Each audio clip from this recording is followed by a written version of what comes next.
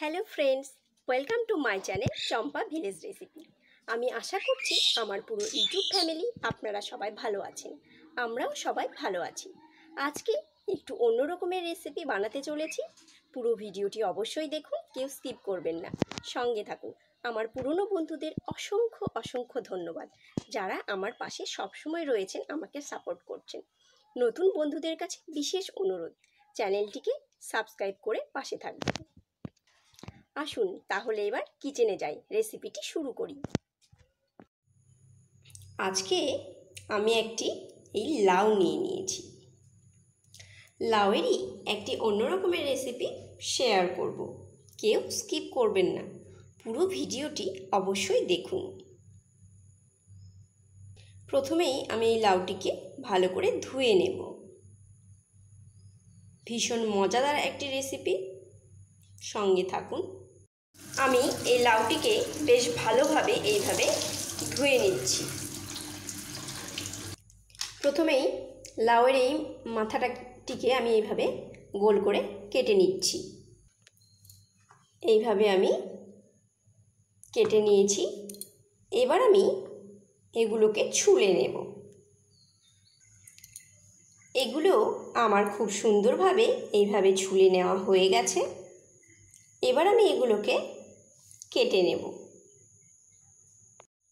লাউগুলোকে আমি এইভাবে পাতলা করে গোল গোল করে নিয়েছি। রেসিপিটি একটু অন্য রকমের। এইভাবে আমি সবগুলোকে করে নিয়েছি। এই রেসিপিটির জন্য যে লাউ নিতে হবে সেটি কিন্তু একটু কচি লাউ নিতে হবে, যাতে কোনো বীজ না থাকে। এই রেসিপিটির জন্য আমি এখানে দুটো আলু নিয়েছি। এই আলুগুলোকে আমি সেদ্ধ করে নেব। আমার লাউয়ের এই রেসিপিটির জন্য আমি যে আলুগুলো নিয়েছিলাম এগুলোকে আমি এখানে সেদ্ধ করে নিয়েছি। এখানে আমি একটু লঙ্কা কুচি ও আদা কুচিয়ে নিয়েছি, আর নিয়েছি কয়েকটি ক্যাশু ও বাদাম। আলুগুলোকে আমি এইভাবে ভেঙে নিচ্ছি, আর আমি খুব ভালোভাবে আলুগুলোকে হাতের সাহায্যে ভালোভাবে মেখে নেব, যাতে এর মধ্যে কোনো গুটি ভাব বা দানা ভাব না থাকে। প্লিজ এইভাবে মেখে নেব। আমি খুব ভালোভাবে এইভাবে মেখে নিচ্ছি। কড়াই বসিয়ে দিয়েছি। এখানে আমি খুব অল্প পরিমাণ তেল ব্যবহার করব। এখানে আমি কুচিয়ে রাখা লঙ্কা ও আদাগুলোকে দিয়ে নিচ্ছি, আর দিয়ে নেব আমি একটু কালো জিরে। এবার একটু ভালোভাবে এগুলোকে হালকা একটু ভেজে নেব। এগুলো আমার হালকা ভাজা হতেই এখানে আমি সেদ্ধ করে রাখা আলুগুলোকে দিয়ে নিচ্ছি। এবার আমি এগুলোর সঙ্গে আলুর সঙ্গে কাঁচা লঙ্কা, আদা, কালো জিরে সব মিশিয়ে ভালোভাবে একটু ভেজে নেব। একটু নুন দিয়ে নিচ্ছি, একটু হলুদ গুঁড়ো দিয়ে নিচ্ছি। নুন ও হলুদ গুঁড়োগুলোকে ভালোভাবে এইভাবে মিশিয়ে নিচ্ছি, আর দিয়ে নেব এখানে একটু জিরে গুঁড়ো। এইবারে আমি সবগুলোকে একটু ভালোভাবে এইভাবে মিশিয়ে একটু কষিয়ে নেব।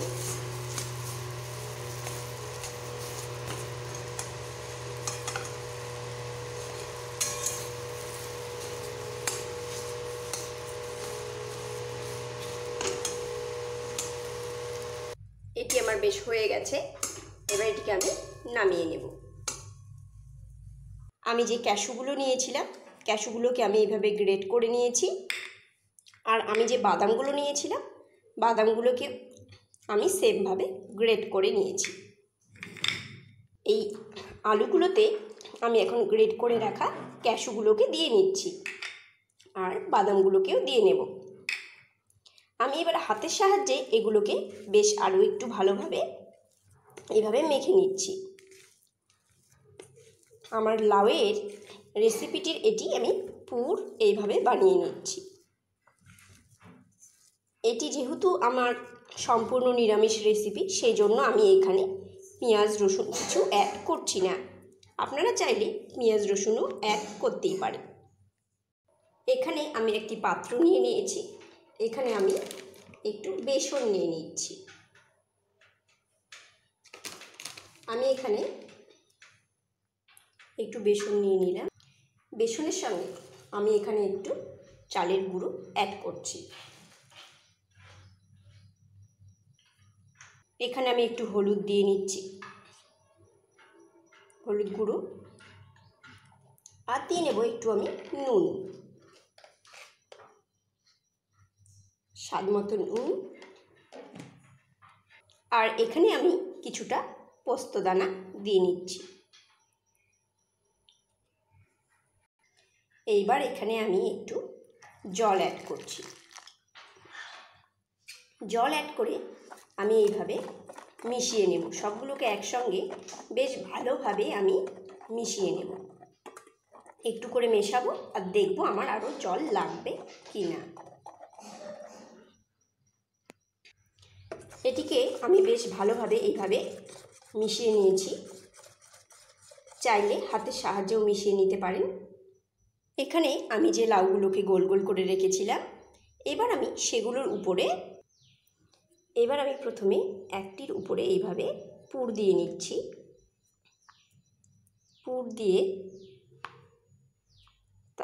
ভালোভাবে পুরগুলোকে এইভাবে এর চারদিক থেকে এইভাবে দিয়ে এর উপরে আমি আরও একটি এইভাবে বসিয়ে দিচ্ছি।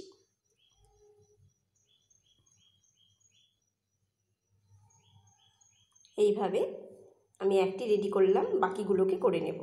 আমার এই সবগুলোতেই পুর ভরানো হয়ে গেছে। এইভাবে আমি পুর ভরিয়ে নিয়েছি।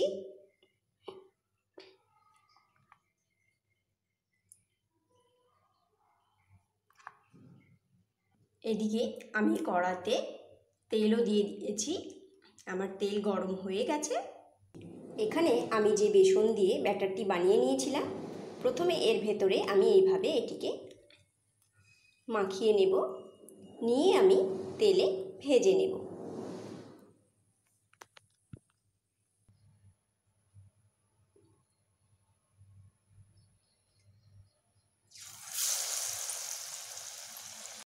আমি আরও একটিকে এইভাবে ব্যাটারের মধ্যে এইভাবে করে নিচ্ছি, নিয়ে আমি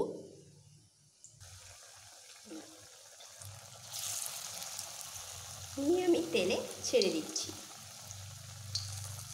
আমি আরও একটিকে এইভাবে ব্যাটারে ভরিয়ে নিচ্ছি। এটি কিন্তু খেতে ভীষণ ভালো লাগে। একটু লো হিটেই এটি করতে হবে, যেহেতু পুর দেওয়া রয়েছে সেই জন্য।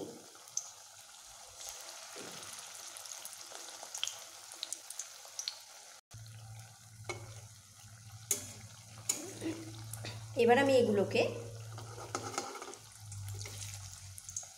আস্তে করে আমি উল্টে নিচ্ছি, যাতে আমার দুই পাশে ভাজা হয়ে যায়।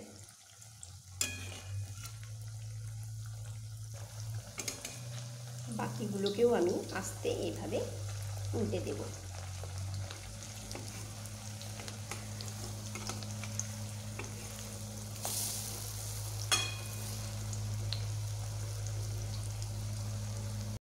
এই পুরো রেসিপিটি লো টু মিডিয়াম হিটেই করে নিতে হবে। এবার আমি হিট মিডিয়াম করে দিয়েছি।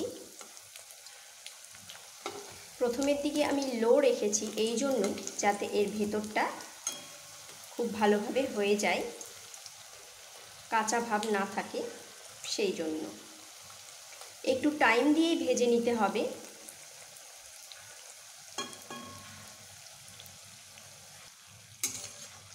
আমার এপিঠও বেশ লাল লাল হয়ে গেছে। সবগুলোকে আমি উল্টে নেব।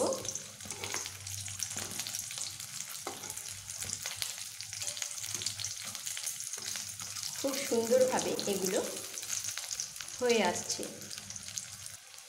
এগুলো আমার হয়ে গেছে।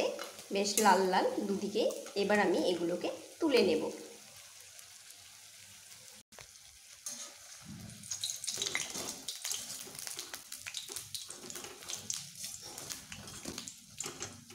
খুব সুন্দর হয়েছে। বাকিগুলোকেও আমি সেমভাবে এই তেলে ভেজে নেব। বাকিগুলোও আমার প্রায় হয়ে এসেছে। খেতে কিন্তু ভীষণ টেস্টি। আমার সব বন্ধুদেরকেই অসংখ্য অসংখ্য ধন্যবাদ, যারা আমাকে এত ভালোবাসা দিয়েছেন, যাদের জন্যই আমি নতুন নতুন ভিডিও বানানোর জন্য উৎসাহিত হই। আর যারা এখনও আমার চ্যানেলকে সাবস্ক্রাইব করেননি, প্রথম আমার ভিডিও দেখছেন, দয়া করে চ্যানেলটিকে সাবস্ক্রাইব করে পাশে থাকবেন। আর আমার রেসিপিটি ভালো লাগলে একটি লাইক ও কমেন্ট অবশ্যই করবেন। আমার এগুলোও ভাজা হয়ে গেছে। এবার আমি এগুলোকে তুলে নেব। খুব সুন্দরভাবে আমার এগুলো ভাজা হয়ে গেছে। আমার এই লাউয়ের বড়াগুলো রেডি টু সার্ভ। খেতে ভীষণ টেস্টি একটি রেসিপি। এটি আপনারা স্ন্যাক্স হিসেবে ব্যবহার করতে পারেন। মুড়ির সঙ্গেও খেতে পারবেন, চায়ের সঙ্গেও খেতে পারবেন, আবার দুপুরে ভাতের সঙ্গেও কিন্তু খেতে পারবেন। ভীষণই ভালো একটি recipe. Thanks for watching my video. আপনারা সবাই ভালো থাকবেন, সুস্থ থাকবেন, আনন্দে থাকবেন। আবার দেখা হবে অন্য কোনো রেসিপির সঙ্গে। ততক্ষণের জন্য বাই।